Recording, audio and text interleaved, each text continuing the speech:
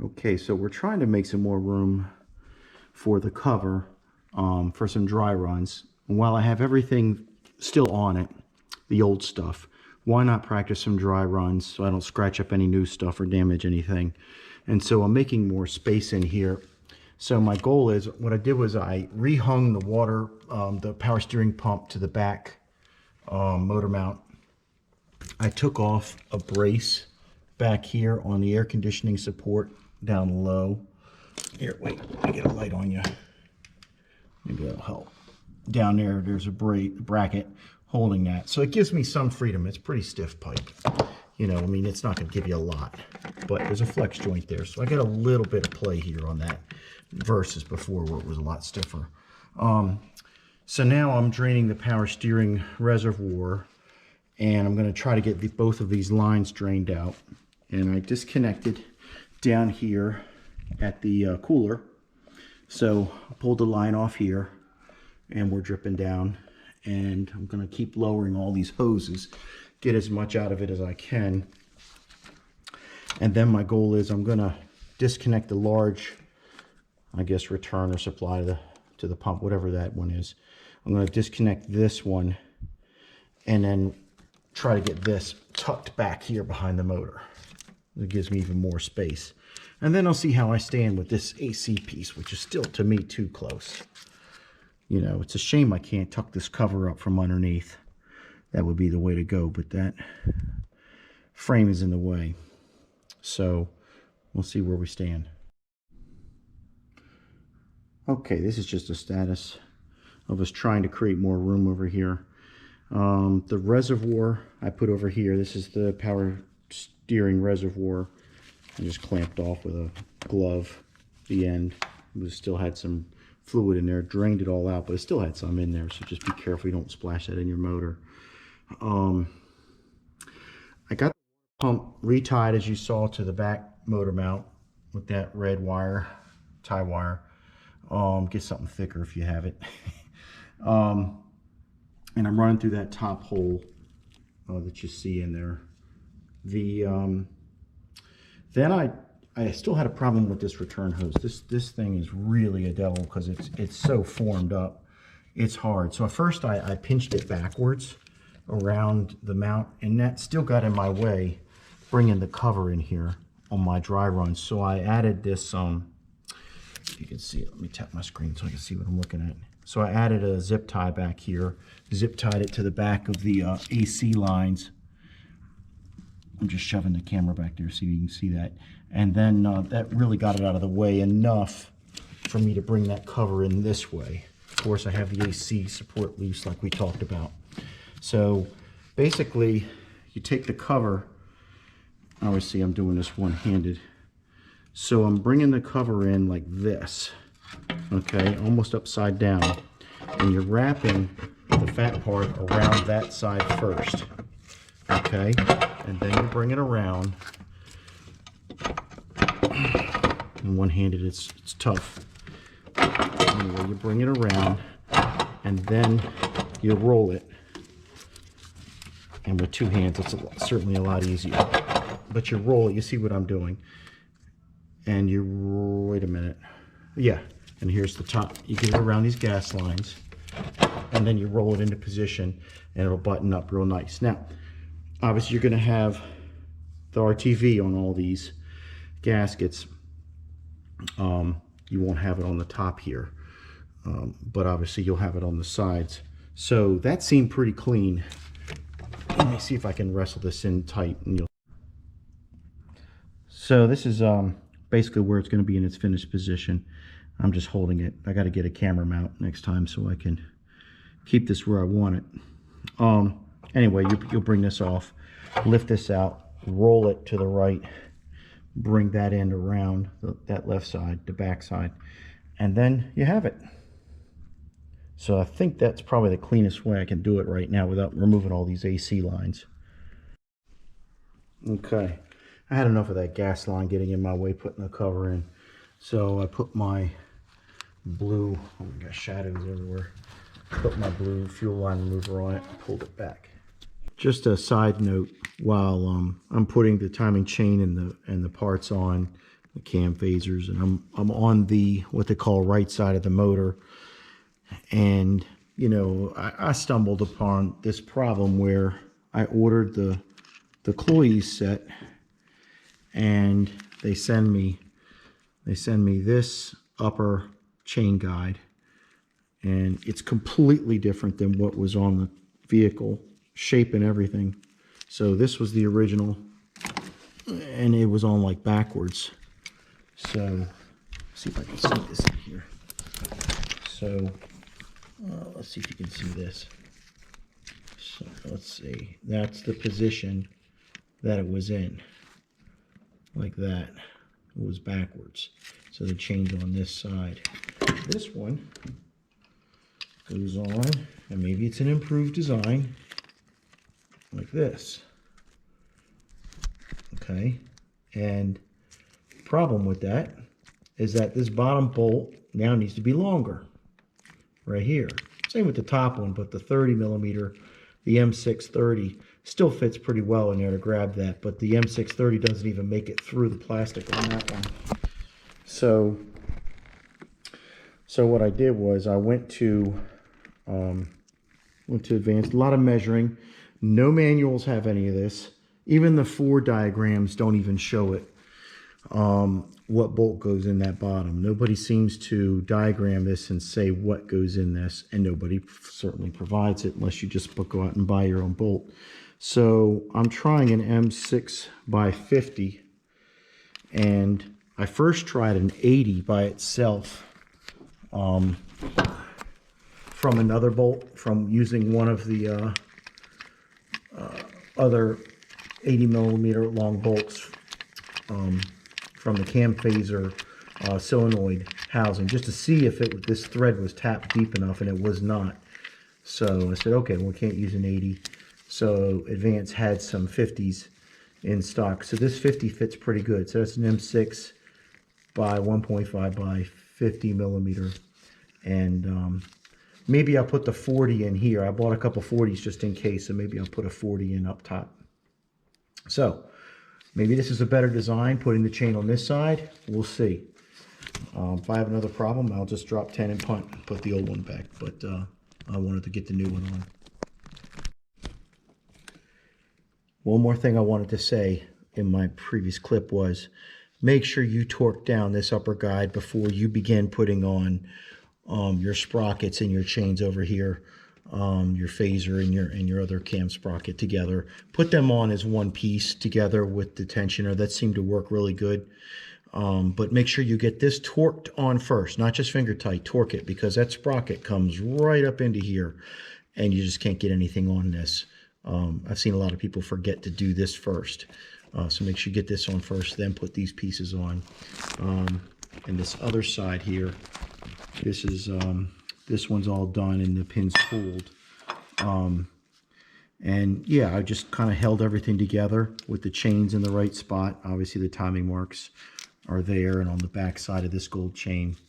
And kind of loosely held it all together, put it in, made sure everything was good, obviously before I pulled the pin at the very end.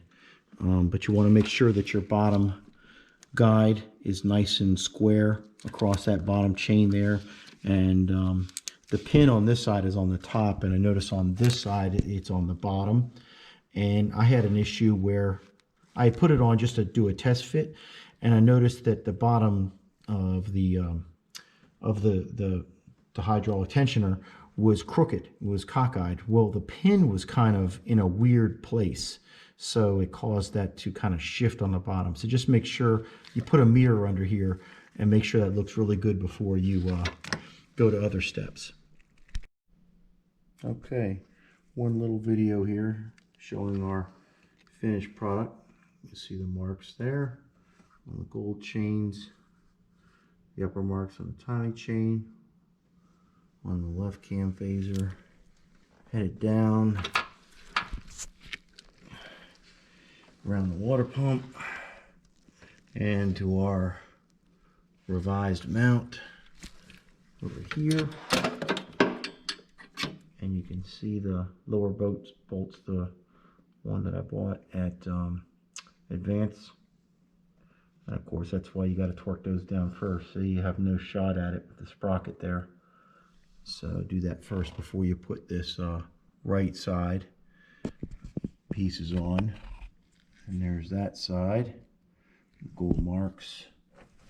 And then obviously on the inside of the can sprockets, you'll have the mating marks here. I don't know if you can see that on this side. And you can see where the gold chain is. And then down here on the tensioner, just slips over that guide pin there, and then fits down in these little horseshoe clips on the hydraulic tensioner there. And then you pull the pin out, and that's a little ratcheting assembly on it as it extends outward. As the chain wears, it kind of extends itself and then holds its position. It's pretty nice. And then on the bottom sprocket, that was good. Let's come down here, and you can see our alignment on the yellow chain there. Maybe that's too much light. There we go. And you can see that we're lined up good on our yellow chain there. So we're good to go. And like they had said, you tighten up the tension side, this side. Make sure you have this side nice and tight before you release your pin. Here it is. So the other two bolts go down here, and here's the upper two. And where did I get that wrong? 20. Oh no, these are the 4 bolts that you have to tighten within 4 minutes after getting the cover on. These are the guide pin holes, so I have them in the wrong ones. Let's go look at that. Remove the alignment pins. I don't think there are any bottom alignment pins. Here's the top ones. So I have those in the wrong hole. I have to move those up. And then we obviously have to do our variable camshaft timing, the VCTs. We'll put those on next. So these two are the correct pins to put in. These are just M8 by 1.25. Let's see, I guess these are the 56. Yeah, they're all 56. There's a whole bunch of them in the set. It's just a Dorman set for exhaust, studs and nuts. So we'll try these as alignment pins to help us get that cover pushed on nice and straight.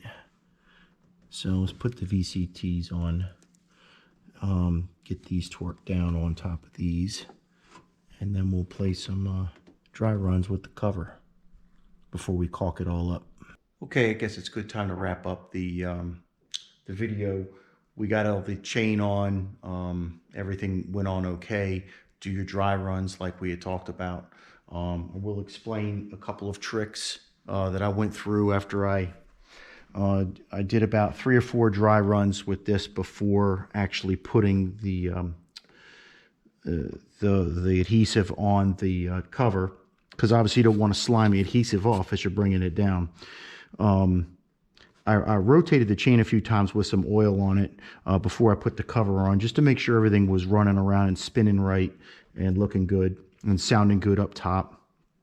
And then obviously by hand on the crank. And then when I put the cover on after I applied the adhesive, I went ahead and take the cover like we had shown, almost upside down. Bring it in this side first, so the back end is up in the air up here.